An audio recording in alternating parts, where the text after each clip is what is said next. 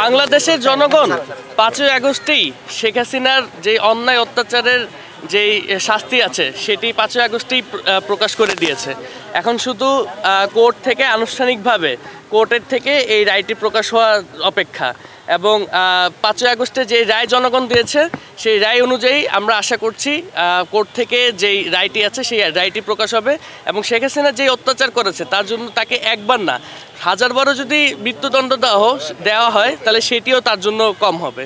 তাই সকল শহীদ পরিবার, আহতরা এবং গত ১৭ বছর শেখ হাসিনা যাদের উপর অত্যাচার করেছে তাদের সকলেরই একটি মাত্র আশা, সেটি হলো শেখ হাসিনার মৃত্যুদণ্ড রায় আসবে আজকে এবং শেখ হাসিনা যত দ্রুত সম্ভব তাকে দেশে এনে দেশের মাটিতে তার এই রায়টি কার্যকর করা হবে। তো আমাদের সন্তানদের যেভাবে দেহ থেকে রক্ত বের করেছে, যেভাবে আপনাকে পিটাইছে, যেভাবে মারছে, যেভাবে হাসপাতাল কাতরাচ্ছে, এইটা তো অনুভব ওনার ভিতরে নাই। যদি থাকতো তাহলে আপনি দেখেন ইদানিং এই ৩-৪ দিনের ভিতরে কতজনের মার বুক খালি করছে। আপনারা চিন্তা করতে পারছেন উনি কি মানুষের দ্বারায় আছেন? আমার তো মনে হয় না উনি মানুষের কাতারে নাই। কিছুটা হইলে অনুভব হতো যে না, আমি যা করেছি অন্যায় করেছি, এটা মানুষের কাতারে জানায়া। ওনার বাপে তো শ্রদ্ধায় মানুষ ছিলেন, ওনার বাপের নামটা উনি মনে করেন একটি হরণ করেছেন। কেন ভাই? আপনার তো কোনো অভাব ছিল না, দেশের জনগণের জন্য, দেশের জন্য কাজ করতে এসেছেন। আমরা তো আপনাকে ভোট দিয়ে আপনাকে পালন করেছি। 16 বছরে কি দেখলাম? দেশে আমাদের বাংলাদেশ এমন একটা দেশ, আমাদের এই দেশে জন্ম হয়েছি, মহান আল্লাহ পাকের রব্বুল আলামিন যে আমাদের এই মাটিতে আমরা জন্ম দিয়েছে, এমন একটা সুস্বাস্থ্য বাংলাদেশ আমরা পেয়েছি, কিন্তু আমরা ব্যবহার করতে পারি নাই।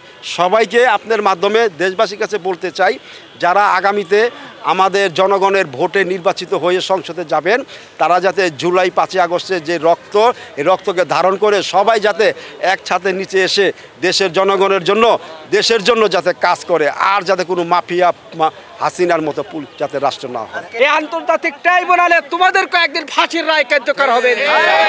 আমরা দেখতে পাইছি, আমরা স্ত্রী বুকে ধারণ করে আমাদের শহীদের রক্ত, আমরা স্ত্রী বুকে ধারণ করে আমরা শহীদের রেখে দেওয়া এই সোনার বাংলাদেশ, যে বাংলাদেশে আজকে স্বাধীনভাবে ঘুরতে পারি। আমাকে 2বার করে গুম করেছিল, আমাকে একবার রাখছিল 9 দিন, আর একবার রাখছিল 5 দিন। সেখান থেকে আল্লাহ তাআলা আমাকে বাঁচিয়ে রাখছিল এবং এইখানে আসতে পারছি।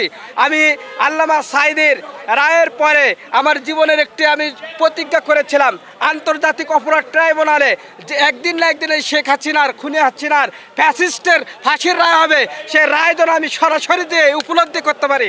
আজকে আমি এসেছি, আল্লাহ তাআলা শুকরিয়া। আমার শুধু দাবি, আমাদের যিনি এখন প্রধান আছেন, যিনি এখন দায়িত্ব আছেন সরকারের, ডক্টর ইউনূস সাহেব, তার আন্তর্জাতিকভাবে তার লবিং যতটুকু আছে সর্বোচ্চ চেষ্টা করে খুনি হাসিনা স্বৈরাচারকে দেশে এনে অতি দ্রুত ফাঁসির রায় কার্যকর করবে। আমরা এটা আশাবাদী এবং গোটা জনগণের আশা এবং জুলাই যোদ্ধাদের আশা, জুলাই শহীদদের পরিবারের এটা আশা আকাঙ্ক্ষা যেন বাস্তবায়ন হয়।